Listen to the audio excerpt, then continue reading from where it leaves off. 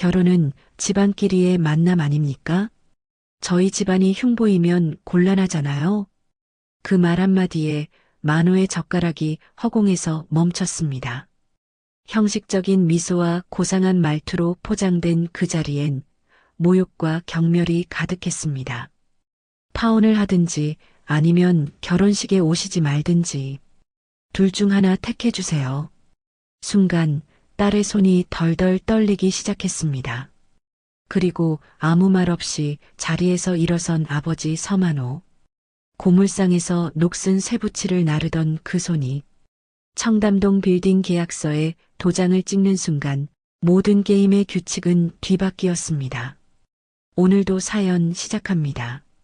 그 전에 구독과 좋아요 부탁드려요. 새벽 5시 30분, 아직 동도 트지 않은 시간. 서지영은 눈을 번쩍 뜨며 몸을 일으켰습니다. 반듯하게 정돈된 침대에서 일어난 그녀는 터벅터벅 부엌으로 향했습니다.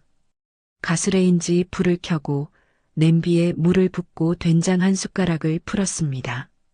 보글보글 양파와 애호박을 사각사각 썰어 넣자 부엌에 구수한 향이 퍼지기 시작했습니다. 그때 목재 계단을 삐걱이며 올라오는 묵직한 발걸음이 들려왔습니다. 고물상 1층에서 올라온 작업복 차림의 중년, 서지영의 아버지 서만호였습니다. 그의 손에는 거뭇한 기름때가 묻어 있었고 얼굴은 밤새 일한 듯 지쳐 있었습니다. 지영이 된장찌개 뚜껑을 열며 말했습니다. 아빠 식사하세요. 오늘 된장찌개 맛있게 끓였어요. 만호가 고개를 끄덕이며 손을 닦았습니다. 우리 딸이 해주는 밥은 늘 맛있지. 고마워, 지영아. 지영이 소박한 상 위에 반찬을 하나씩 놓으며 웃었습니다. 아빠가 더 고생하시잖아요. 고물 더미 정리하시느라 어젯밤 10시 넘어서 들어오셨죠? 만호는 딸의 얼굴을 조용히 바라보며 말없이 고개를 끄덕였습니다. 지영은 김치통을 열어 밥그릇 옆에 놓았습니다. 된장찌개, 계란말이, 김치, 오징어채 볶음까지 단출했지만 정성이 가득한 밥상이었습니다. 만호가 밥을 한술 뜨며 중얼거렸습니다. 이거 하나면 장관 밥상도 안 부럽지. 지영은 아빠가 밥 먹는 모습을 흐뭇하게 바라보았습니다. 그 표정엔 사랑과 존경이 가득했습니다. 그렇게 두 사람의 하루는 또 그렇게 시작되었습니다. 오전 9시 작은 변호사 사무실. 지영은 책상 앞에 앉아 컴퓨터 전원을 켰습니다. 법률 서류들이 가지런히 정리된 책상에는 커피 한 잔이 놓여 있었습니다. 지영은 긴 머리를 한번 뒤로 넘기고 모니터를 응시했습니다. 모니터 화면엔 일정표와 이메일, 각종 민사소송 서류들이 떠 있었습니다. 그때 전화벨이 울렸습니다. 지영이 수화기를 들고 단정한 목소리로 응답했습니다. 네, 변호사 서지영입니다. 수화기 너머로 중년 남자의 짜증 섞인 목소리가 들려왔습니다. 아, 변호사님. 어제 상담했던 이민수예요. 어제 상담드린 이혼 서류 말이에요. 아직도 검토 중이신 겁니까? 이름을 듣자마자 어떤 인물인지 기억이 떠올랐습니다. 어제 내내 아내 욕을 늘어놓으며 본인이 바람 피워놓고 재산을 나눠주지 않으려고 고집을 부리던 그 남자의 목소리였습니다. 지영이 차분하지만 단호한 어조로 말했습니다. 오늘 오전에 검토 마쳤습니다.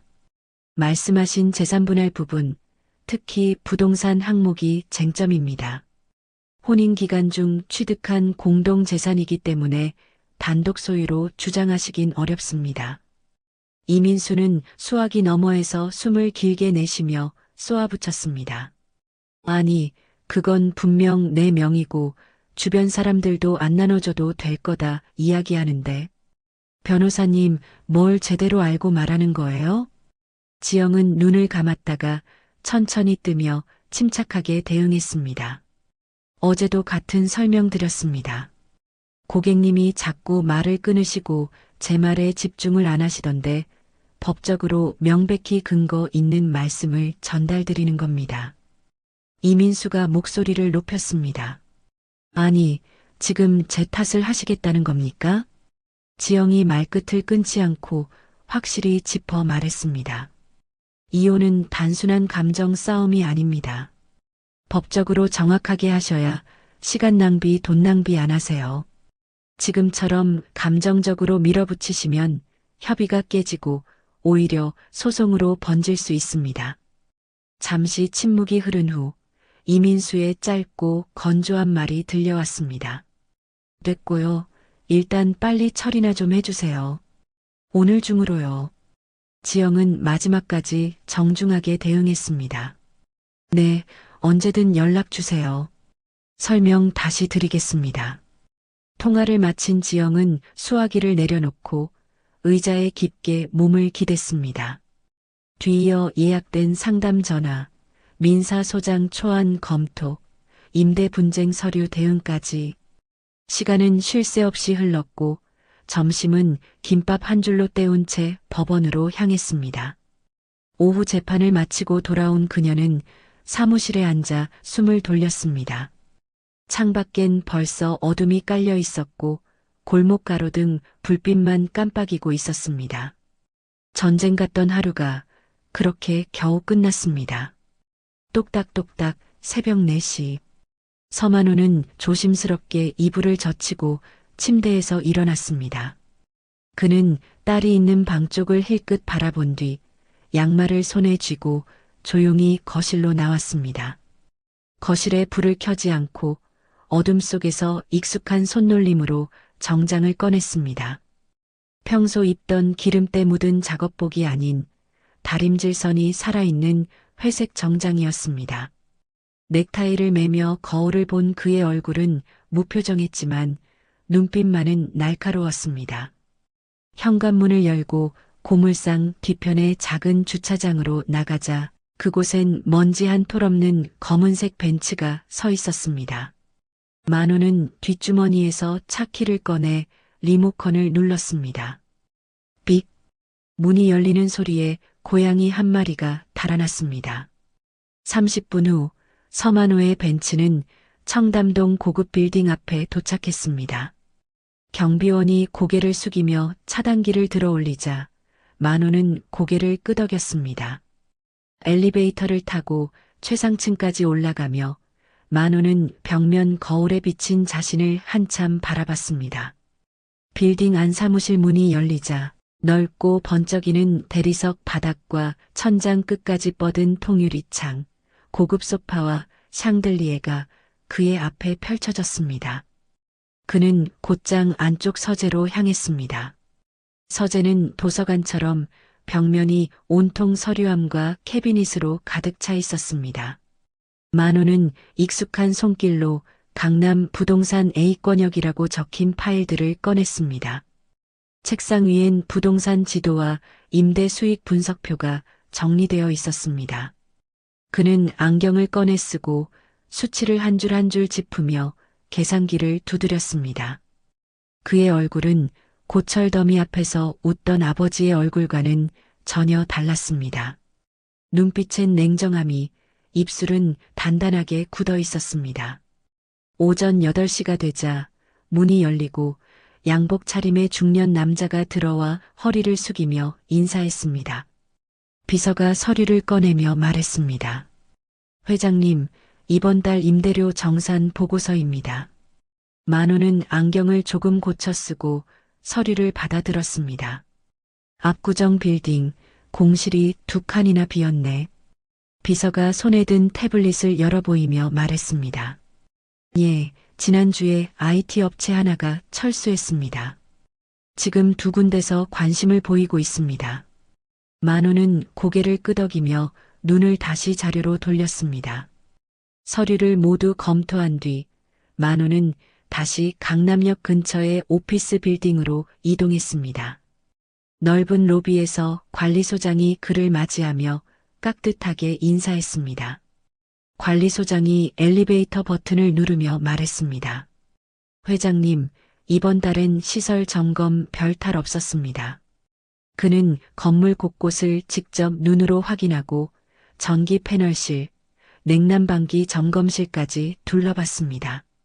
정오가 되자 만호는 다시 청담동 사무실로 돌아왔습니다. 옷장에서 정장을 벗고 낡은 셔츠와 기름때 묻은 작업 바지를 꺼내 입었습니다.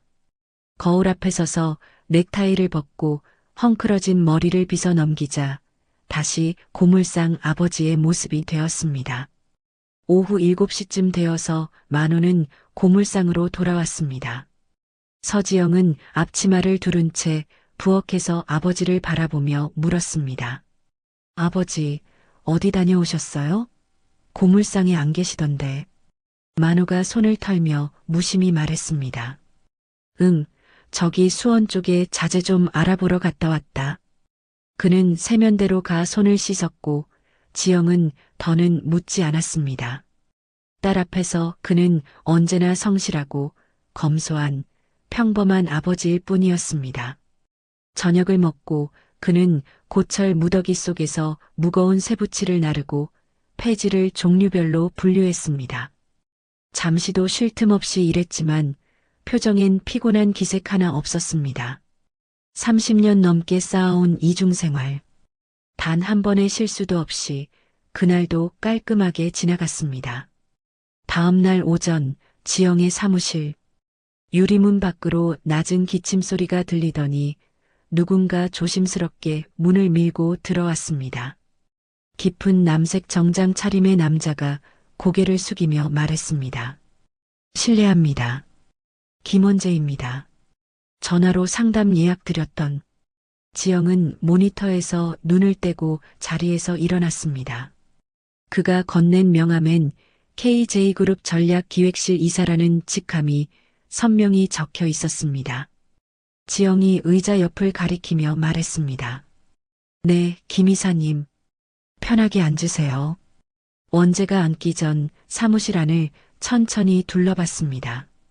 넓지 않은 공간이었지만 깨끗하게 정리된 책상과 작은 화분 하나, 그리고 벽에 걸린 자격증 액자가 눈에 들어왔습니다.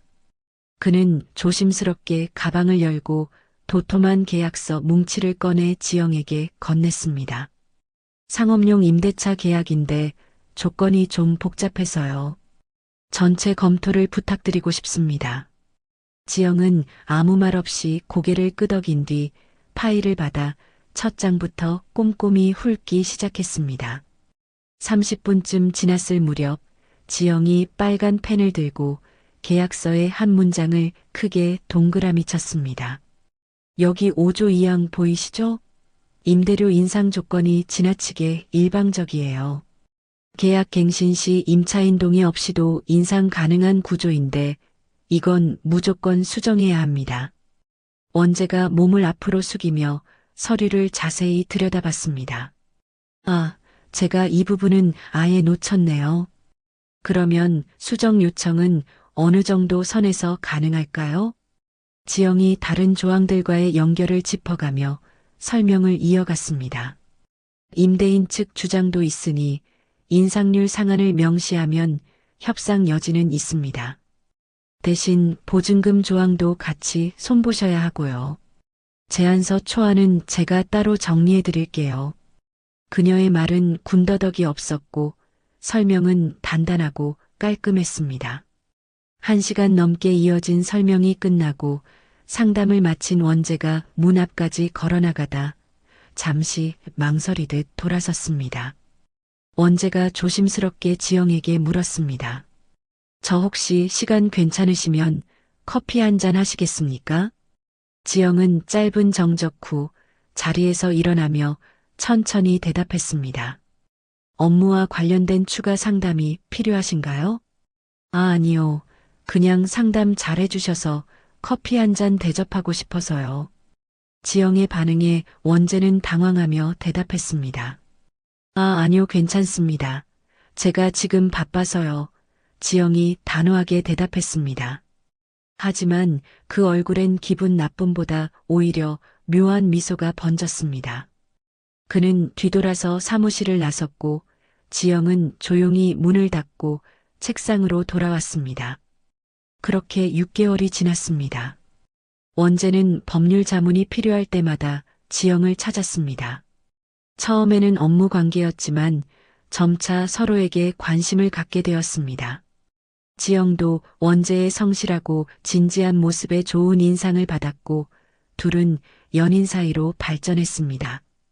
어느 오후 원재가 평소보다 일찍 지영의 사무실을 찾았습니다. 오늘은 또 무슨 상담 때문에 찾아오셨나요? 지영이 웃으며 물었습니다. 원재는 손에 커피 2잔을 들고 있었습니다. 업무는 아니고 그냥 보고 싶어서.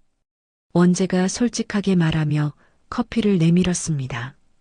두 사람은 사무실을 나와 한강공원 벤치에 앉았습니다. 석양이 한강 위로 떨어지고 있었습니다. 지영아, 나 솔직히 말하고 싶은 게 있어. 원재가 한강을 바라보며 조심스럽게 말했습니다. 뭔데요? 지영이 커피를 마시며 물었습니다. 사실 우리 아버지가 KJ그룹 회장이야. 원재가 지영을 바라보며 말했습니다. 지영은 커피 잔을 잠시 멈춘 채 그를 보았습니다. 너가 내 배경을 알고 나면 나를 밀어낼까봐 처음부터 말하지 못했어. 원재가 진심 어린 표정으로 설명했습니다. 그녀는 원재와 자신의 처지가 너무 다르다는 것을 깨달았습니다.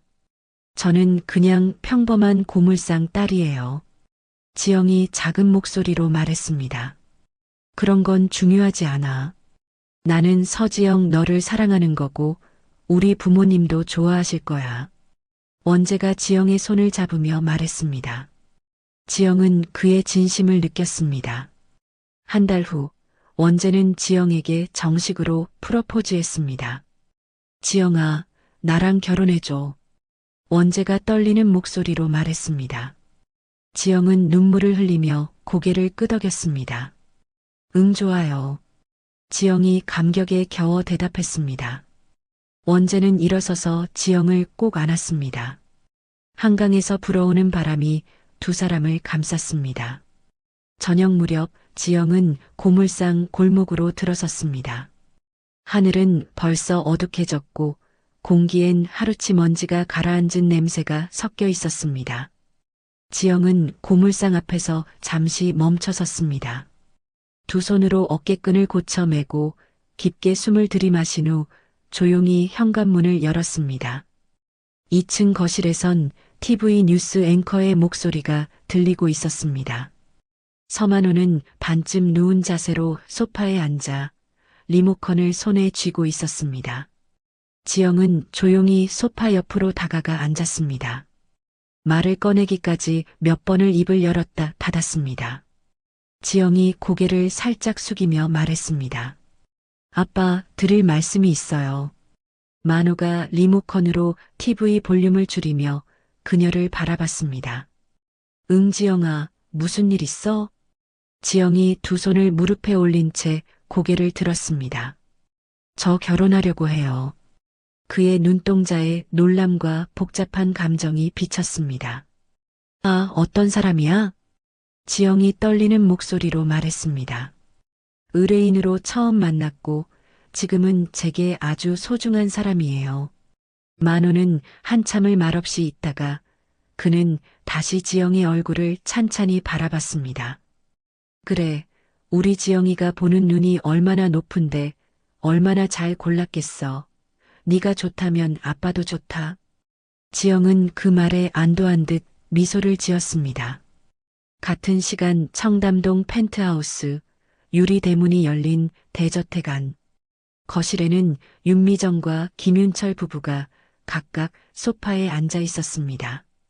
윤미정은 화려한 옷과 장신구를 착용한 채 차를 홀짝이고 있었습니다.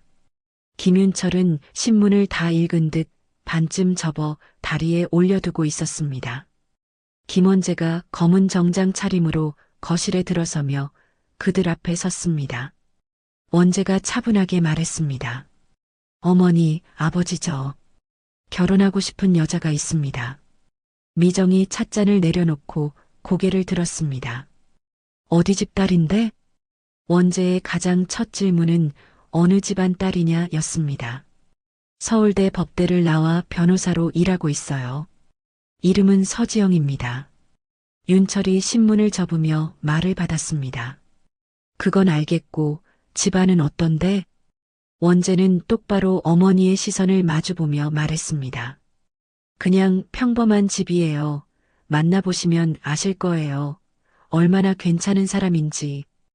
어머니, 아버지도 제 결정을 존중해 주셨으면 좋겠어요.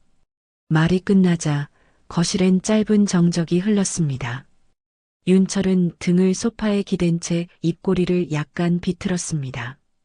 미정은 찻잔을 다시 들었다가 내려놓으며 말을 삼키듯 짧게 한숨을 내쉬었습니다. 원재는 부모의 표정이 변한 걸 알아차렸지만 더는 묻지 않고 조용히 자리를 물러났습니다. 거실에 원재의 발소리가 사라지자 미정이 찬물보다 더 차가운 목소리로 말했습니다. 당장 말린다고 들을 애도 아니고 눈에 완전 콩깍지가 제대로 씌었네네. 윤철이 신문을 접어 테이블에 내려놓으며 코웃음을 쳤습니다. 서울대면 뭐해? 우리랑 결이 안 맞는데. 변호사 타이틀 하나로 재벌가에 발 붙일 수 있을 것 같나? 미정이 손등으로 찻잔 자국을 닦으며 대꾸했습니다. 그러니까요, 상견냐? 해보죠. 그쪽에서 알아서 이 집안은 건드리면 안 되겠구나. 느끼게 해줘야겠네요. 윤철이 고개를 끄덕이며 낮은 목소리로 말했습니다. 감히 이 집안을 뭘로 보고 말이야. 며느리 자리를 탐내. 미정은 조용히 자리에서 일어났습니다. 눈빛은 싸늘했고 입꼬리는 미세하게 올라가 있었습니다. 상견례 날 당일 아침 지영은 알람이 울리기도 전에 눈을 떴습니다. 이불을 젖히며 천천히 몸을 일으키는 그녀의 눈가엔 걱정과 설렘이 섞여 있었습니다. 옷장 앞에 선 지영은 한참을 고민한 끝에 단정한 흰 원피스를 꺼냈습니다. 거울 앞에서 여러 번 옷매무새를 정리하고 머리카락도 깔끔하게 묶었습니다. 차분한 듯 보였지만 손끝이 살짝 떨리고 있었습니다. 거실에서 인기척이 들리자 지영이 조심스럽게 방문을 열었습니다. 넥타이를 메고 있던 만호가 뒤돌아보며 말했습니다. 와, 우리 딸. 오늘 너무 예쁘다. 지영이 웃으며 어깨를 으쓱했습니다. 아빠가 양복 입은 거 엄청 오랜만에 보네요. 만호가 거울을 보며 머리를 빗어넘기고 말했습니다. 10년 전에 산 건데 아직 괜찮지? 지영이 다가가 넥타이를 매만지며 말했습니다. 그럼요, 진짜 멋있어요. 만호가 딸의 손길을 느끼며 천천히 고개를 끄덕였습니다. 긴장되지? 지영이 살짝 고개를 끄덕이며 말했습니다. 네, 조금요. 아빠는요? 만호가 손으로 그녀의 등을 가볍게 토닥이며 말했습니다. 나야 뭐. 우리 지영이 잘 자라줬으니 그쪽 부모님도 예쁘게 봐주시겠지. 지영의 입가에 조용한 미소가 번졌습니다. 그 말이 얼마나 큰 위로가 되는지 그녀는 말하지 않아도 알고 있었습니다. 같은 시각 청담동 펜트하우스 드레스룸. 윤미정은 거울 앞에 앉아 진주 귀걸이를 꺼내들고 있었습니다. 그리고 고급 명품 원피스를 차려입었습니다. 김윤철은 슈트 재킷을 걸친 뒤 손목 시계를 채우며 거울을 흘끗 바라봤습니다. 원재가 방문을 열고 들어오며 말했습니다. 어머니, 아버지, 너무 과하신 거 아닌가요? 지영이 아버지께서 부담스러워할 수도 있어요. 미정이 립스틱을 바르며 말했습니다. 과하다니 예의야. 상견례는 처음 인사드리는 자리야. 우리도 사회적 위치가 있는 사람들인데 그냥 막 입고 가서야 되겠니? 윤철은 비서와 통화 중이었습니다. 청담동 그랜드 호텔 12층 최고급 룸. 시간 맞춰서 도착하게 해. 그는 통화를 끊고 원재를 향해 말했습니다. 여자 쪽에서 부담 느낄 거면 그건 그쪽 자격지심이지. 우리가 수준 낮춰야 할 이유는 없다. 원재는 두 사람을 바라보다 말없이 고개를 숙였습니다. 차마 더 말하지 못한 채 입술을 깨물었습니다. 오후 5시 서지영과 만호는 검정색 택시를 타고 청담동으로 향했습니다. 창밖으론 퇴근 차량들이 뒤엉켜 있었고 하늘은 벌써 어두워지기 시작했습니다. 지영이 무릎 위에서 두 손을 꼭 쥔 채 앉아 있었습니다. 만호는 그런 딸의 손을 조심스레 감싸 쥐었습니다. 걱정 마라, 지영아. 누구보다 자랑스러운 내 딸 예쁘게 봐주실 거야. 지영이 작게 숨을 들이마시며 말했습니다. 네, 아빠. 저 잘할게요. 그들의 택시는 잠시 후 호텔 정문 앞에 도착했습니다. 도어맨이 택시 문을 열자 만호는 허리를 펴고 먼저 내렸습니다. 지영은 가방끈을 고쳐 매고 뒤따라 내렸습니다. 반면 김씨 가족은 고급 블랙 세단을 타고 도착했습니다. 운전기사가 문을 열어주자 윤철과 미정이 먼저 내렸습니다. 미정은 마지막으로 거울을 꺼내 립스틱을 다시 정돈했습니다. 원재가 앞서 나갔고 미정이 윤철 옆에서 작게 말했습니다. 상대방 아버지가 어떤 분인지 궁금하네요. 분수 모르는 사람이 높은 데에 기어오르면 어떤 꼴 나는지 똑똑히 보여드려야겠어요. 윤철이 코끝을 문지르며 말했습니다. 딸을 서울대까지 보냈으면 노력은 했겠지. 하지만 그런 건 어디까지나 개천에서 용난 경우지. 그들은 둘만의 대화를 속삭이며 상견례 장소로 향했습니다. 청담동 그랜드 호텔 12층. 예약된 최고급 프라이빗 룸 안으로 두 가족이 차례로 들어섰습니다. 천장에는 황금색 프레임의 샹들리에가 반짝이고 있었고 대리석 바닥 위로는 고급 원목 테이블이 길게 놓여 있었습니다. 지영은 고개를 숙인 채 자리로 걸어갔습니다. 낯선 호텔 향수 냄새와 무거운 분위기에 목이 타는 듯 했습니다. 김윤철이 자리에서 일어나 억지로 웃으며 말했습니다. 안녕하세요. 김윤철입니다. 바쁘신데 이렇게 와주셔서 감사합니다. 만호도 고개를 숙이며 공손히 대답했습니다. 서만호입니다. 저희 지영이 잘 부탁드립니다. 두 남자가 겉도는 인사를 주고받는 사이 윤미정은 지영과 만호의 옷차림을 빠르게 훑었습니다. 지영은 무채색 정장을 입고 있었고 만호의 양복은 소매 끝이 약간 해져 있었습니다. 미정이 억지로 미소를 지으며 약간 비아냥 거리는 말투로 말했습니다. 지영 씨, 만나서 반가워요. 인터넷 프로필 사진보다 훨씬 미인이네요. 지영이 당황한 듯 웃으며 말했습니다. 아, 감사합니다, 어머님. 미정은 자리에서 손거울을 꺼내 립스틱을 다시 정리했습니다. 말은 웃으며 했지만 표정은 전혀 웃고 있지 않았습니다. 잠시 후 웨이터가 은색 뚜껑이 덮인 코스 요리를 들고 들어왔습니다. 테이블 위에 놓인 음식들은 이름도 생소하고 먹는 법도 알 수 없었습니다. 지영이 포크와 나이프를 들고 망설이자 만호가 살짝 팔을 내밀었습니다. 그냥 편하게 먹어. 너무 신경 쓰지 마. 지영은 작게 고개를 끄덕였지만 얼굴은 이미 붉게 달아오르고 있었습니다. 그때 원재가 분위기를 바꾸려는 듯 입을 열었습니다. 원재가 밝게 웃으며 말했습니다. 지영이는 정말 인정받는 변호사예요. 의뢰인들한테 신뢰도 높고요. 김윤철이 고개를 끄덕이며 물었습니다. 그렇구나, 훌륭한 아가씨네. 요즘 같은 세상엔 법 쪽에도 쉽지 않죠. 어느 로펌에 있어요? 지영이 고개를 들고 차분히 말했습니다. 개인 사무실 운영하고 있습니다. 올해로 3년째입니다.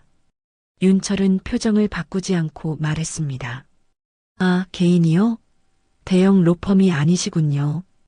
규모가 작으면 사건 수임도 쉽지 않지 않나요? 지영이 당황하지 않으려 애쓰며 말했습니다.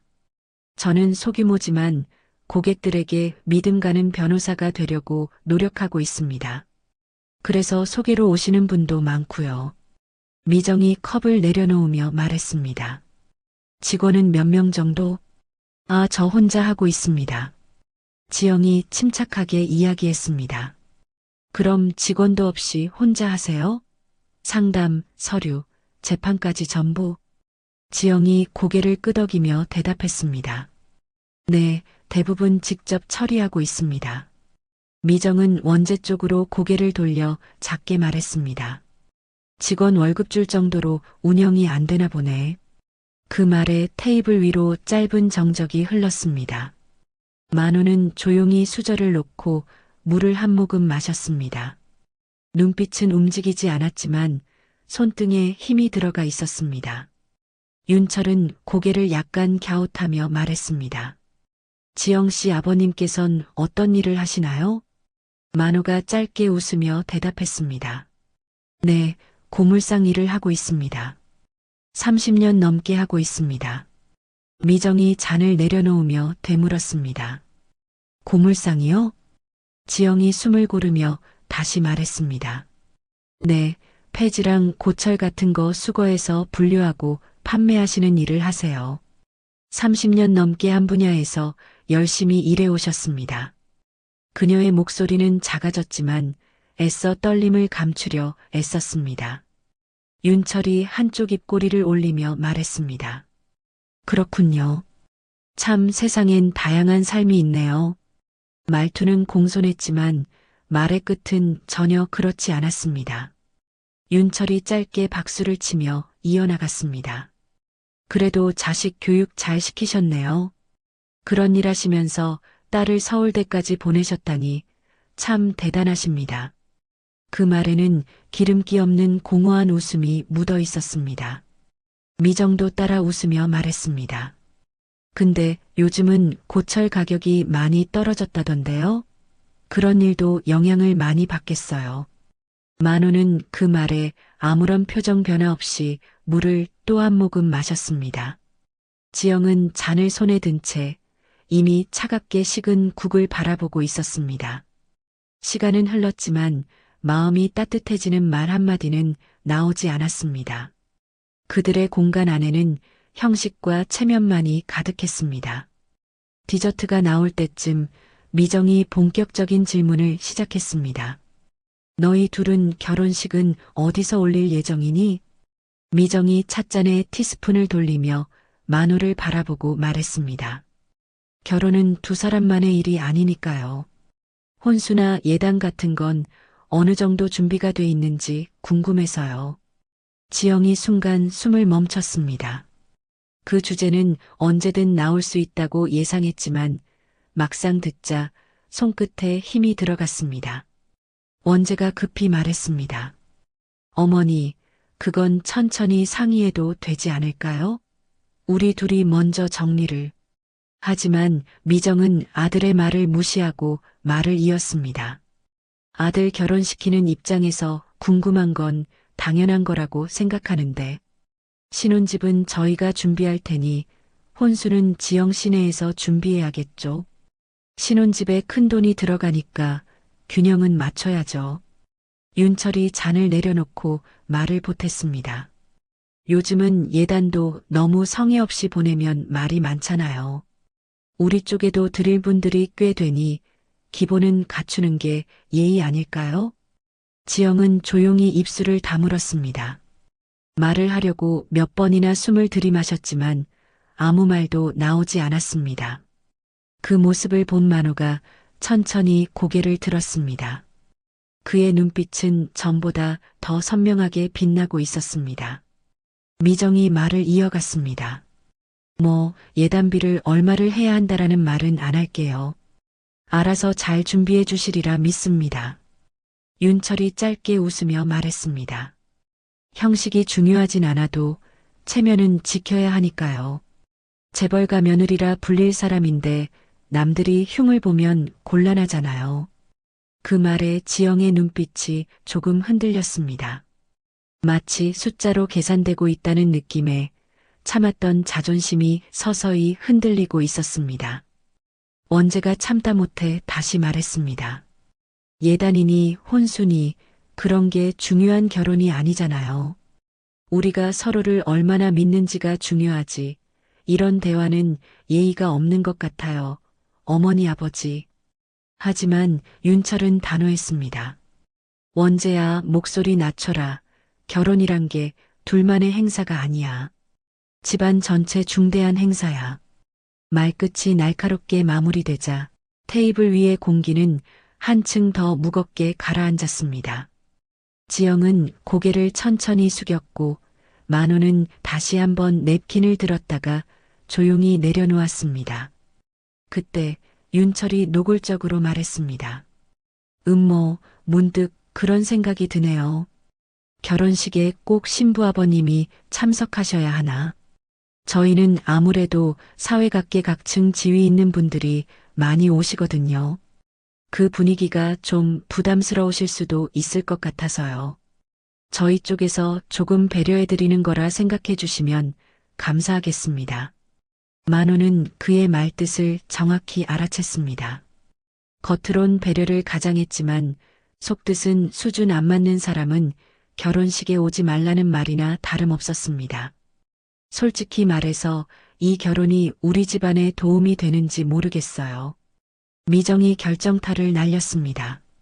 파혼을 하든지 아니면 아버님은 결혼식에 오시지 말든지 둘 중 하나를 선택하셨으면 합니다. 미정이 냉정하게 말했습니다. 레스토랑 안이 순간 조용해졌고 지영은 눈물을 참으며 고개를 숙였습니다. 미정의 차가운 말이 끝나자마자 서만호는 조용히 냅킨을 식탁 위에 올려놓았습니다. 만호는 깊은 숨을 들이마시고 조용히 딸을 향해 말했습니다. 지영아, 일어나자. 지영은 떨리는 손으로 무릎 위에 얹은 손을 풀었습니다. 천천히 고개를 들자 눈가는 벌겋게 물들어 있었습니다. 지영은 묵묵히 아버지를 바라보다 마침내 자리에서 일어났습니다. 입술은 파르르 떨렸고 손끝에는 힘이 없었습니다. 미정이 놀란 눈으로 그들을 바라보며 말했습니다. 어머, 어디 가시려고요? 식사 아직 다 안 끝났는데요? 만호는 천천히 그녀를 바라보았습니다. 그의 눈빛은 분노도 격앙도 아닌 냉정한 단절로 가득 차 있었습니다. 만호가 차분하게 말했습니다. 다음에 다시 뵙겠습니다. 그의 말은 짧았지만 묘하게 묵직하게 떨어졌습니다. 그리고는 지영의 손을 잡고 레스토랑을 나갔습니다. 원재가 지영을 따라가려 일어났습니다. 그때 미정이 그의 팔을 붙잡고 나지막하지만 단호하게 말했습니다. 원재야, 앉아라. 그 말 한마디에 원재는 굳은 채 멈춰 섰습니다. 두 손은 허공에 멈췄고 표정은 혼란으로 가득했습니다. 윤철이 몸을 앞으로 기울이며 미정에게 비아냥거리며 말했습니다. 다시 뵙긴 뭘 다시 뵈. 다신 볼 일 없을 것 같은데? 미정이 찻잔을 만지작거리며 말했습니다. 근데 뭔가 좀 이상하네요. 기죽을 만도 하고 화낼 만도 한데 뭐 저리 당당하게 나가지. 뭔가 있는 사람처럼. 윤철은 코웃음을 치며 말했습니다. 고물상 사장이 뭐 있어봤자지. 고물상 사장 주제에 어디를 넘봐. 택시 안에서 지영은 계속 눈물을 흘렸습니다. 만호는 딸의 손을 잡고 조용히 위로했습니다. 고물상이 있는 동네로 돌아가는 길이 유독 멀게 느껴졌습니다. 아빠, 정말 죄송해요. 지영이 만호를 바라보며 말했습니다. 지영아, 너는 잘못한 게 없다. 만호가 딸의 눈물을 닦아주며 말했습니다. 그의 목소리는 부드러웠지만 마음속에는 계획이 세워지고 있었습니다. 근데 원재 씨는 정말 좋은 사람이에요. 지영이 말을 잇지 못했습니다. 그 사람을 정말 많이 사랑하니? 만호가 진지하게 물었습니다. 지영은 고개를 끄덕였습니다. 네, 정말 많이 사랑해요. 그리고 저를 진심으로 사랑해줘요. 지영이 원재에 대한 마음을 털어놓았습니다. 만호는 딸의 진심을 확인했습니다. 그때 택시는 고물상 근처 골목에 멈췄습니다. 두 사람은 말없이 요금을 정산하고 천천히 집으로 향했습니다. 거실 조명을 켠 만호는 딸에게 따뜻한 차 한 잔을 내왔습니다. 아빠, 이 결혼 접어야겠죠? 지영이 차를 마시며 걱정스럽게 말했습니다. 그러자 만호가 단단한 어조로 말했습니다. 지영아, 아빠 말 잘 들어. 아빠는 괜찮아. 결혼 준비 그대로 해. 지영은 고개를 획 들었습니다. 그 말이 믿기지 않는다는 듯한 표정이었습니다. 지영이 울먹이며 말했습니다. 괜찮긴 뭐가 괜찮아요. 아까 그런 모욕을 당하고 결혼식에 오지 말라는 말까지 들으셨는데 아빠를 믿어라. 모든 게 잘 될 거야. 만호가 확신에 찬 목소리로 말했습니다. 그의 눈에는 무언가 결심한 듯한 빛이 있었습니다. 원재가 정말 널 사랑한다면 부모 반대쯤은 이겨낼 거야. 만호가 딸을 격려했습니다. 지영은 아빠의 말에 조금 위안을 받았습니다. 밤 11시 지영이 자신의 방으로 들어가자 만호는 조용히 서재문을 열었습니다. 책상 서랍을 열어 여러 장의 문서와 봉투를 꺼냈습니다. 그 안에는 청담동 펜트하우스 명의 서류와 몇 장의 증권 계좌, 그리고 금고 키와 열쇠 꾸러미가 있었습니다. 그는 휴대폰을 꺼내 비서에게 전화를 걸었습니다. 만호가 조용히 말했습니다. 내일 아침 일찍 사무실로 나가겠습니다. 비서가 놀란 듯 물었습니다. 회장님, 뭔가 급한 일 있으신가요? 만호는 짧게 침묵을 두었다가 차분하게 말했습니다. 큰 결정을 내릴 일이 생겼습니다. 전화를 끊은 그는 창밖을 바라보았습니다. 빗방울이 유리창에 조용히 부딪히고 있었습니다. 상견례 다음 날 오전, 만호는 평소보다 일찍 청담동 사무실에 도착했습니다. 비서가 커피를 내오며 조심스럽게 물었습니다. 회장님, 어제 상견례는 어떠셨습니까? 만호는 창밖을 바라보며 잠시 침묵했습니다. 그의 눈빛에는 차가운 결의가 서려 있었습니다. 김윤철 회사와의 신규 투자권 보류하라고 전해 비서가 메모하며 고개를 끄덕였습니다. 추가로 김윤철 회사와 예정된 사업 파트너십 미팅들 일정 조정해 우리 쪽 사정으로 몇 주 정도 미뤄달라고 해. 비서가 메모하며 고개를 끄덕였습니다.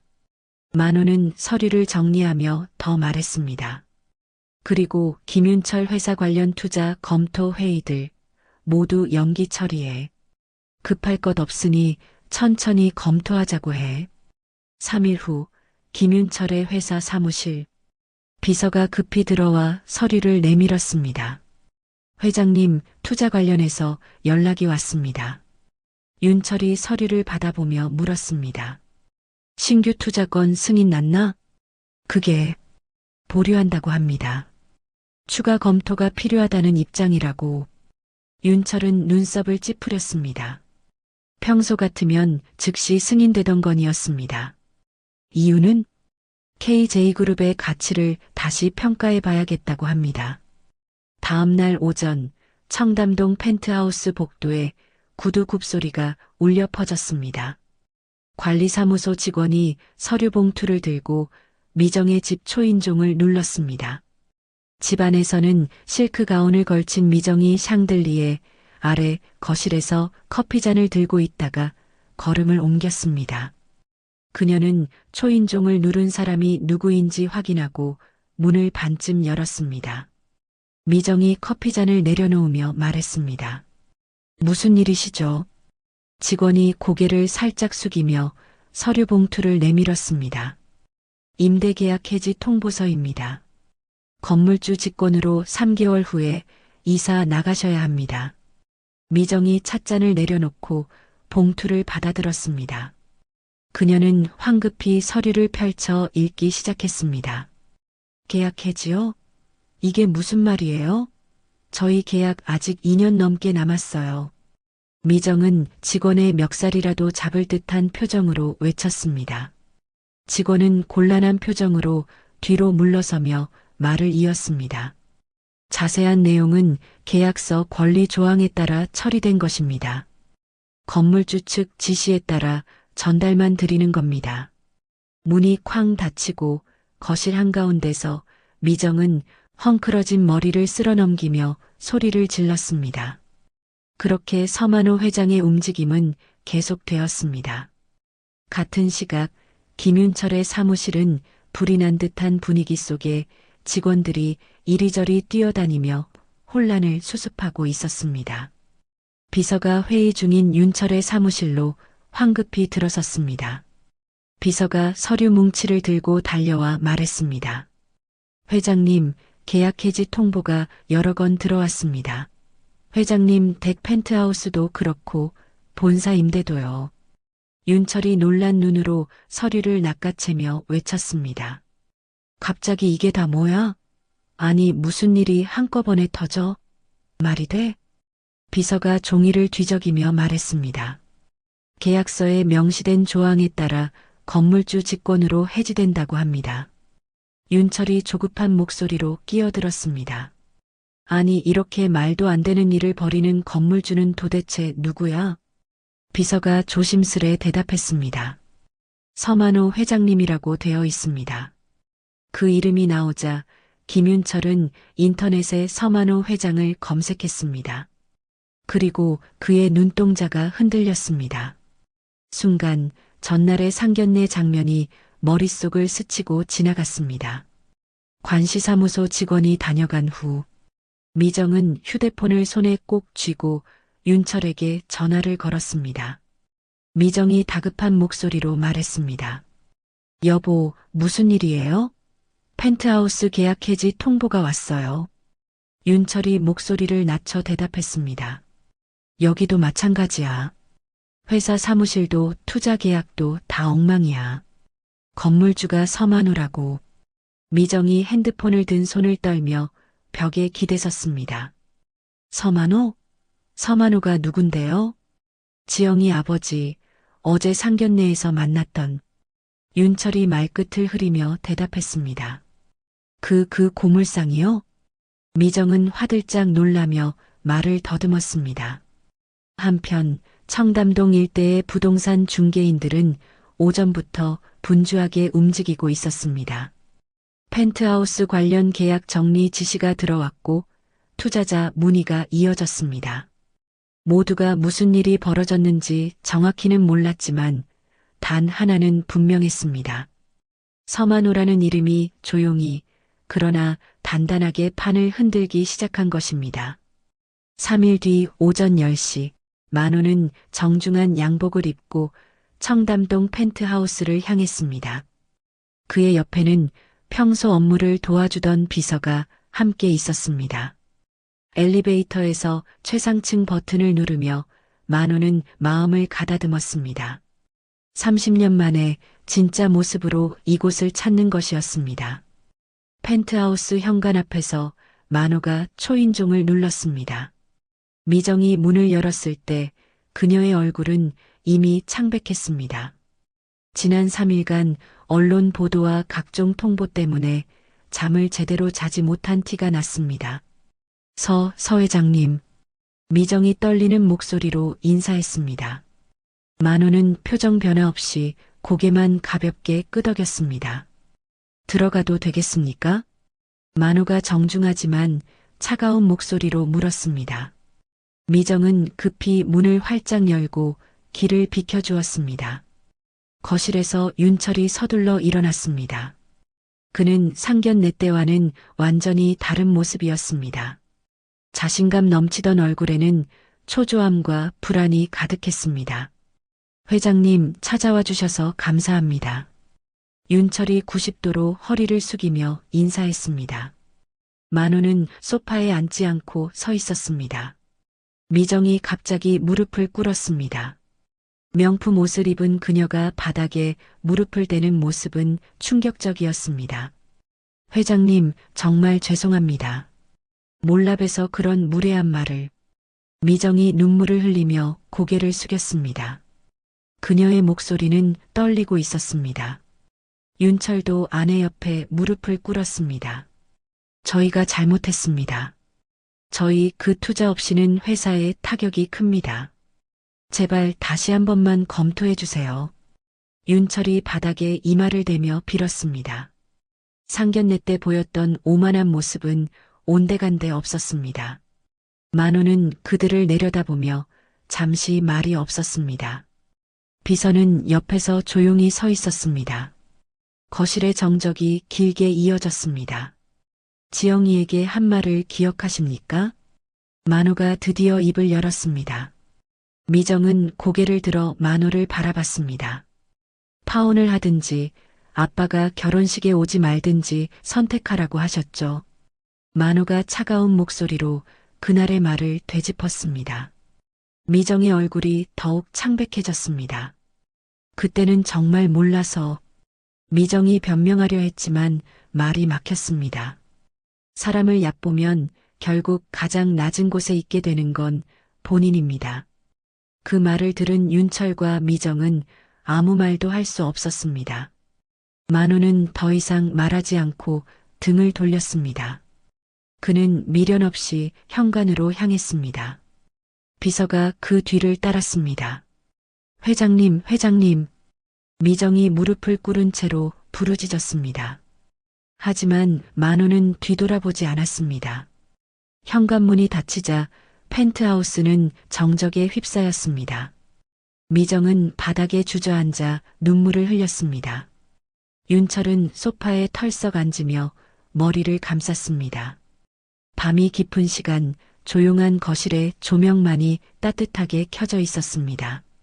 서만호는 소파에 앉아 창밖을 바라보고 있었고 지영은 조심스럽게 현관문을 열고 들어왔습니다. 아빠. 지영도 이 소식들을 윤재를 통해서 들어 알고 있었습니다. 지영아, 잠깐 앉아볼래? 지영은 조심스럽게 아버지 앞에 앉았습니다. 잠시 침묵이 흐른 뒤 만호가 조용히 입을 열었습니다. 나는 가진 걸 드러내며 사는 법을 택하지 않았단다. 그의 목소리는 평온했지만 그 속에는 수십 년 세월의 무게가 묻어 있었습니다. 세상엔 두 부류의 사람이 있어. 가진 걸 보여주며 우쭐대는 사람, 그리고 가진 걸 지키며 조용히 살아가는 사람. 나는 후자였지. 지영은 고개를 숙이며 들었습니다. 사람은 가진 것으로 평가받아선 안 된다고 믿었다. 그래서 너에게도 그걸 가르치고 싶었고. 만호는 지영의 두 손을 감싸쥐었습니다. 내가 고물상을 택한 건 세상 앞에서 겸손을 잃지 않으려고 한 선택이었다. 사람은 스스로를 어디에 놓느냐에 따라 전혀 다른 인생을 살아가게 돼. 지영의 눈가에 다시금 눈물이 맺혔습니다. 아빠가 지켜온 삶, 나는 부끄럽지 않아. 그리고 너도 그 가치를 알게 되면 좋겠다. 그 순간 지영은 아버지의 손길 속에서 어릴 적 품에 안겨 울던 기억을 떠올렸습니다. 작고 따뜻했던 손, 그리고 한결같은 진심이 담긴 눈빛. 아버지는 가난하게 살았던 게 아니라 깊이 있게 살았던 사람이었습니다. 지영은 말없이 고개를 끄덕였습니다. 늦은 밤, 원재는 퇴근 후 집에 도착하자마자 무거운 발걸음으로 거실로 향했습니다. 거실 소파에 앉아있던 윤철과 미정은 어둡고 침울한 표정으로 그를 바라봤습니다. 윤철이 다가오는 아들에게 눈을 고정하며 물었습니다. 원재야, 이제 어떻게 할 거니? 이 상황 그냥 넘길 수는 없잖아. 원재가 테이블에 가방을 내려놓으며 조용히 말했습니다. 저 지영이랑 예정대로 결혼하겠습니다. 미정이 눈이 휘둥그레져 일어섰습니다. 지금 그게 말이 돼? 지영이 아버지가 너 용서하겠대? 원재가 정면을 바라보며 말했습니다. 허락은 이제부터 제가 받아야죠. 무릎 꿇고 용서도 구할 거고요. 미정이 갑자기 뭔가를 깨달았다는 듯이 윤철을 보고 들뜬 목소리로 말했습니다. 여보, 우리 원재가 지영이랑 결혼하면 서 회장이 우리한테 다시 마음 열지 않겠어요? 윤철이 팔짱을 끼며 고개를 끄덕였습니다. 그래, 사돈지간 되면 투자도 다시 생각할 수 있지. 뭐 가족인데. 그 순간 원재가 테이블에 손을 짚으며 조용히 입을 열었습니다. 그게 문제예요. 아직도 두 분은 그 생각뿐이시네요. 윤철이 당황한 듯 고개를 들었습니다. 뭐, 그게 무슨 말이야. 우리가 뭘 그렇게 잘못했는데? 원재가 자리에서 일어났습니다. 그의 표정은 단호했고 말투는 흔들림이 없었습니다. 원재가 거실 구석에 놓인 짐가방을 가리키며 말했습니다. 오늘부로 이 집에서 나가겠습니다. 그리고 연락도 끊겠습니다. 미정이 놀라 눈을 크게 뜨고 원재를 바라보았습니다. 미정이 부들부들 떨리는 손으로 치맛자락을 움켜쥐며 말했습니다. 원재야, 너 지금 무슨 말을 하는 거야? 우리가 널 어떻게 키웠는데? 원재가 고개를 끄덕이며 대답했습니다. 맞아요. 덕분에 편하게 컸죠. 하지만 이번 일로 두 분이 어떤 분들인지 알게 됐습니다. 윤철이 원재의 앞을 막아서며 손을 들었습니다. 회사 일은? 너 그만두고 뭐 어떻게 살겠다는 거야? 원재가 정면을 응시하며 대답했습니다. 오늘 사직서 제출했습니다. 이제 제 삶은 제 손으로 책임질 겁니다. 미정이 벽에 기대며 한 손으로 이마를 짚었습니다. 말도 안 돼. 아니, 그럼 우리 보고 어떻게 살라고. 원재가 고개를 숙여 인사하며 말했습니다. 그동안 키워주셔서 감사했습니다. 건강하시길 바랍니다. 그는 가방을 들고 현관으로 걸어갔습니다. 미정이 떨리는 목소리로 원재를 불렀습니다. 원재야, 제발 잠깐만 멈춰봐. 하지만 원재는 문을 열고 천천히 나가 현관문을 닫았습니다.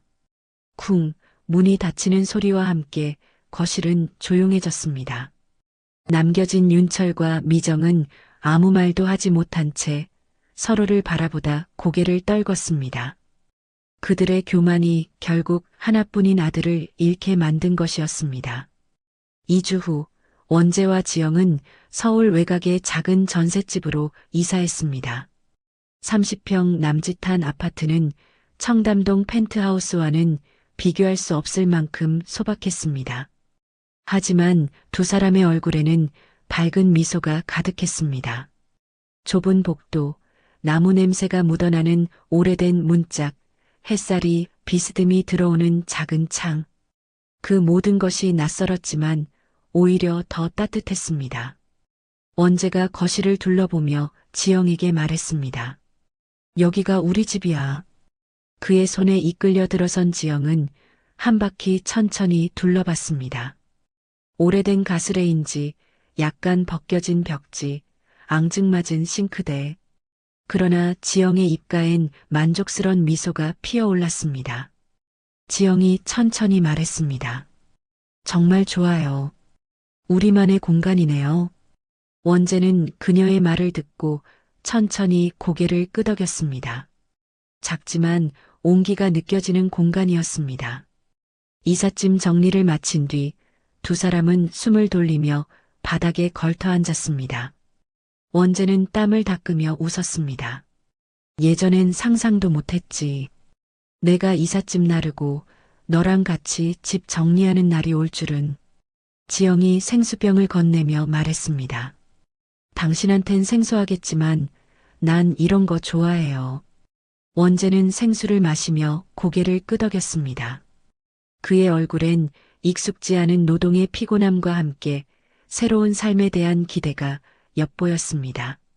저녁이 되자 두 사람은 함께 식사를 준비했습니다.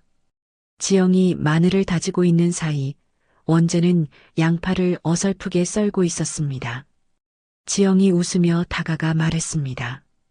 그렇게 하면 손 다쳐요. 이리 줘봐요. 원재가 칼을 내려놓으며 말했습니다. 아, 나 진짜 이런 거 처음 해봐서 그렇지. 익숙해지면 금방 잘할 거야. 지영이 그의 손을 잡고 칼을 쥐어주며 말했습니다. 천천히 배워요. 우린 시간 많잖아요. 두 사람은 그렇게 어설픈 요리를 함께 만들었습니다. 불고기는 좀 탔고 국은 약간 싱거웠지만 식탁 위에는 따뜻함이 가득했습니다. 식사 후 거실의 작은 소파에 나란히 앉아 TV를 켰습니다. 가벼운 예능 프로그램이 흘러나오는 가운데 원재가 지영의 어깨에 기대었습니다. 원재가 조용히 말했습니다. 지금 이 순간 진짜 행복한 것 같아. 지영이 그를 바라보며 물었습니다. 정말 후회 안 해요? 회사도 그만두고 부모님이랑도 멀어지고. 원재가 웃으며 대답했습니다. 전혀 안 해. 오히려 이제야 내가 내 인생 사는 것 같아. 지영은 그 말에 눈시울이 붉어졌습니다. 그녀의 손을 꼭 잡은 원재는 진심을 담아 말했습니다. 네가 있어서 그래. 네가 나한테 준 용기야. 그 순간 현관 앞에서 누군가 조용히 서 있었습니다. 바로 서만호였습니다. 딸의 행복한 미소가 그의 마음속에 깊이 새겨졌습니다.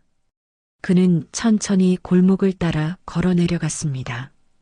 가로등 불빛 아래 그의 그림자는 길게 늘어져 있었습니다. 한 달 후 지영과 원재는 서울 외곽의 작은 웨딩홀에서 결혼식을 올렸습니다. 번쩍이는 샹들리에 대신 천장에는 은은한 조명이 켜져 있었고 하얀 국화와 들꽃이 정성스럽게 놓인 장식이 예쁘게 홀을 채우고 있었습니다. 하객은 많지 않았습니다. 지영과 원재의 가까운 지인들, 그리고 몇몇 친한 친척들이 전부였습니다. 조용하고 차분한 음악이 흐르는 가운데 따뜻한 햇살이 유리창을 타고 들어왔습니다. 결혼식장은 북적이지 않았지만 오히려 그 적막한 분위기가 두 사람의 진심을 더 선명하게 보여주는 듯 했습니다. 검은 정장의 하얀 셔츠, 단정한 구두를 신은 서만호가 문을 열고 들어섰습니다. 그의 걸음은 무겁지 않았고 얼굴은 평온했습니다. 30년 가까이 가면처럼 쓰고 살았던 고물상 주인의 탈을 벗고 이제야 진짜 자신의 이름으로 딸의 곁에 선 순간이었습니다. 서만호가 입장하자 몇몇 하객들이 술렁였습니다. 저분이 지영 씨 아버지야? 서만호 회장이래. 작은 웅성거림이 퍼졌지만 만호는 아무렇지 않게 미소를 지으며 자리에 앉았습니다. 지영이 순백의 드레스를 입고 입장하자 모든 시선이 그녀를 향했습니다. 그녀는 꽃길을 천천히 걸어와 만호 앞에 멈춰 섰습니다. 지영이 조용히 말했습니다. 아빠, 저를 잘 키워주셔서 정말 감사합니다. 서만호가 가볍게 고개를 끄덕이며 딸의 손을 잡았습니다. 그의 눈가는 살짝 붉어져 있었습니다. 이렇게 예쁠 줄이야, 지영아. 지영은 웃으며 눈물을 훔쳤습니다. 그 순간 그 어떤 말보다도 더 따뜻한 감정이 두 사람 사이에 흘렀습니다. 주례는 지영의 대학 시절 은사였던 법대 교수가 맡았습니다. 그는 짧지만 의미 있는 말을 건넸습니다. 두 사람은 법보다 더 중요한 믿음과 신뢰를 서로에게 가졌습니다. 그것이 이 결혼의 진짜 기반입니다. 원재와 지영은 서로를 바라보며 서약을 주고받았습니다. 떨리는 목소리로 원재가 말했습니다. 지영아, 오늘부터 평생 내 옆에서 살게. 무슨 일이 있어도 같이 웃고 같이 울게. 지영도 떨리는 목소리로 대답했습니다. 원재 씨, 나도 언제나 그 곁에 있을게요. 당신이 나를 믿어준 것처럼 나도 당신을 믿을게요. 주례가 마지막으로 선언했습니다. 지금부터 두 분은 부부입니다. 축하합니다. 하객들의 박수가 잔잔하게 울려 퍼졌습니다. 두 사람은 서로를 꼭 안고 조용한 키스로 마음을 나눴습니다. 식이 끝난 후 피로연은 근처의 한식당에서 열렸습니다. 동네에서 이름난 곳이었고 음식은 정갈하고 따뜻했습니다. 호텔 뷔페 대신 선택한 이 한식당의 하객들은 오히려 더 편안하게 식사를 즐겼습니다. 만호는 각 테이블을 돌며 정중히 인사했습니다. 그는 화려한 재벌 회장이 아닌 한 사람의 아버지로서 그 자리에 있었습니다. 같은 시각 청담동 저택에서는 윤철과 미정이 TV를 통해 결혼식 소식을 접하고 있었습니다. 지역 뉴스에 짧게 나온 서만호 회장의 딸 결혼식 보도가 부부의 거실을 적막하게 만들었습니다. 미정이 화면을 바라보며 중얼거렸습니다. 우리 원재가 저렇게 웃는 걸 처음 봐. 윤철은 한마디도 하지 않았습니다. 그저 묵묵히 TV 화면을 바라보고 있을 뿐이었습니다. 결혼식 다음 날 지영과 원재는 제주도로 신혼여행을 떠났습니다. 공항까지 배웅한 서만호는 마지막으로 딸과 사위에게 말했습니다. 서로 아끼고 작은 일에도 고마워하며 살아. 그게 행복이다. 두 사람은 만호를 꼭 안고 공항 출국장으로 향했습니다. 그들의 발걸음에는 설렘이 가득했고 만호는 그 뒷모습을 보며 조용히 웃었습니다. 이제야 정말 딸을 보내는 마음이 들었습니다. 결혼 후 6달이 흐른 어느 날 서울 강남의 고층 빌딩 사무실 안 햇살이 깊숙이 스며드는 널찍한 공간엔 고요함이 감돌고 있었습니다. 고풍스러운 원목 책상 위에 재단 설립 관련 서류들이 가지런히 놓여 있었고 그 옆으로는 따뜻한 차향이 퍼지고 있었습니다. 서만호는 진한 회색 니트에 체크 셔츠를 받쳐 입고 안경을 고쳤으며 서류를 넘기고 있었습니다. 반대편엔 하늘색 니트와 면바지를 입은 지영이 앉아 놀란 눈으로 벽면을 가득 메운 책장과 정갈하게 정리된 공간을 둘러보고 있었습니다. 지영이 찻잔을 들며 고개를 갸웃했습니다. 아빠, 여기 진짜 사무실이었어요? 저 이런데 처음 와봐요. 서만호가 웃으며 찻잔을 건넸습니다. 30년 동안 이 방에서 혼자 궁상 떨며 너 하나만 바라보고 살았다. 네가 이렇게 옆에 앉아 있으니 세상 다 가진 기분이다. 지영은 그 말에 코끝이 찡해졌습니다. 책상 위 서류 더미 한켠 만호 공익재단이라는 문구가 찍힌 봉투들이 정갈이 놓여 있었습니다. 법률 지원, 교육 지원, 소외계층 지원이라는 굵은 글자가 명확히 보였습니다. 지영이 조심스럽게 물었습니다. 아빠는 어떤 사업에 가장 마음이 가세요? 서만호가 안경을 벗고 천천히 테이블에 내려놓으며 말했습니다. 돈 없어서 법적 도움도 못 받고 끙끙 앓는 사람들, 그런 사람들 돕고 싶어. 변호사가 제대로 도와만 줘도 그 사람의 세상이 바뀔 수 있는데 말이야. 지영은 아빠의 진심에 고개를 끄덕였습니다. 다음 주부터 지영은 직접 재단 산하 무료 법률 상담소 운영에 들어갈 계획이었습니다. 며칠 뒤 서울 시내의 한 상담소. 흰 블라우스에 검은 슬랙스를 입은 지영이 소파에 앉아 민원인의 이야기를 듣고 있었습니다. 선생님, 이 말도 안 되는 임금체불. 어딜 가도 아무도 안 들어줬어요. 진짜 감사합니다. 회색 점퍼를 입은 중년의 건설 현장 인부가 고개를 깊이 숙였습니다. 지영이 손수건을 꺼내며 말했습니다. 제가 한 건 아니고요. 법이 해야 할 일을 조금 도운 것뿐이에요. 억울한 일 없도록 앞으로도 계속 도울게요. 지영은 일주일에 3번은 개인 사무실에서 이틀은 상담소에서 일했습니다. 그녀의 이름은 입소문을 타고 전해졌고 점점 많은 이들이 찾아왔습니다. 퇴근 후 원재도 재단에 들렀습니다. 편한 니트 셔츠에 트레이닝 팬츠를 입은 그는 비영리 단체의 예산서를 꼼꼼히 들여다보고 있었습니다. 당신 숫자만 보면 눈이 반짝이네. 지영이 옆에 앉아 장난스럽게 말하자 원재는 웃으며 고개를 들었습니다. 난 당신이랑 이 일 같이 할 수 있어서 너무 좋아. 돈 많이 버는 것보다 훨씬 재미있어. 그 말에 지영도 피식 웃었습니다. 두 사람의 일상은 바쁘고 고되었지만 누구보다 행복했습니다. 만호는 언론 인터뷰 요청을 모두 정중히 거절했습니다. 그는 잔잔한 목소리로 말했습니다. 선행은 조용히 해야 오래갑니다. 요란한 건 딱 질색이니까. 그 말 그대로 재단은 조용하지만 확실한 움직임으로 세상에 작지만 따뜻한 변화를 만들어가고 있었습니다.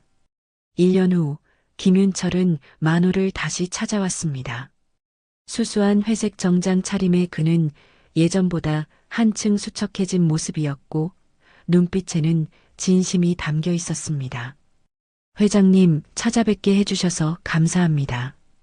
윤철이 정중하게 인사했습니다. 만호는 회의실에 앉아 그를 조용히 맞았습니다. 무슨 일로 오셨습니까? 만호가 차분한 어조로 묻자 윤철은 잠시 머뭇거리다 고개를 숙였습니다. 지난 1년간 참 많은 걸 깨달았습니다. 그의 목소리는 낮았지만 흔들림이 없었습니다. 저희 부부가 얼마나 잘못된 잣대로 사람을 보고 있었는지, 얼마나 교만했는지 지금에서야 뼈저리게 느낍니다.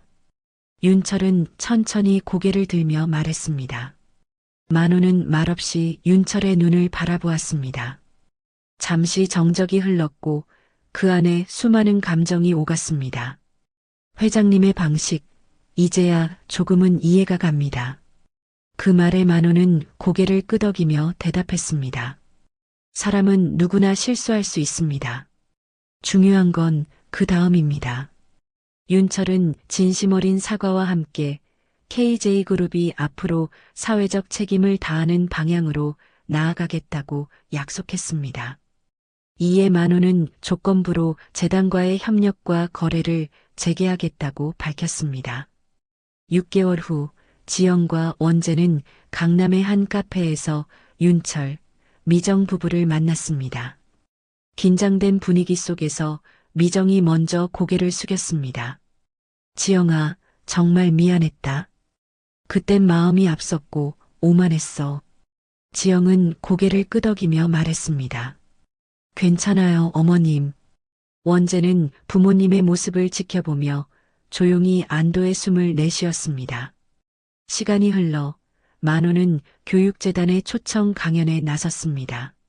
무대 위에서 그는 조용하지만 단호한 어조로 말했습니다. 돈은 수단일 뿐입니다. 사람의 가치를 재는 기준이 되어선 안 됩니다. 품격은 배려에서 시작합니다. 청중석에서는 큰 박수가 터져 나왔습니다. 지영은 공익 변호사로 활동하며 법률 사각지대에 놓인 사람들을 돕는 일에 전념했습니다. 그녀의 이야기는 언론을 통해 알려지며 많은 이들에게 감동을 주었습니다. 어느 저녁 만호는 지영과 원재의 집을 찾았습니다. 단정한 식탁 위에 가족들이 둘러앉아 웃음꽃을 피웠습니다. 아빠, 정말 감사해요. 지영이 조용히 말하자 만호는 눈가에 잔잔한 미소를 머금었습니다. 내가 너희에게 해줄 수 있는 건 더 나은 세상을 살아갈 용기를 심어주는 거였단다. 그 말에 원재도 고개를 끄덕이며 말했습니다. 아버님 덕분에 우리 부부는 참 괜찮은 길 위에 있습니다. 이야기는 이렇게 조용히 끝을 맺었습니다. 한 사람의 바른 뜻이 한 가정을 살리고 한 회사를 바꾸고 결국은 세상을 조금 더 따뜻하게 만들었습니다. 이 사연을 들으면서 전 한 가지 확실히 느꼈습니다. 사람을 겉모습이나 직업, 배경으로 판단하는 순간 우리는 그 사람의 소중한 것을 놓칠 수 있다는 것을요. 이 사연이 누군가에겐 위로가 또 누군가에겐 깨달음이 되길 바랍니다. 이야기가 마음에 드셨다면 좋아요도 꼭 눌러주시고요. 댓글도 남겨주세요. 앞으로 더 따뜻하고 감동적인 이야기로 찾아뵐게요. 감사합니다.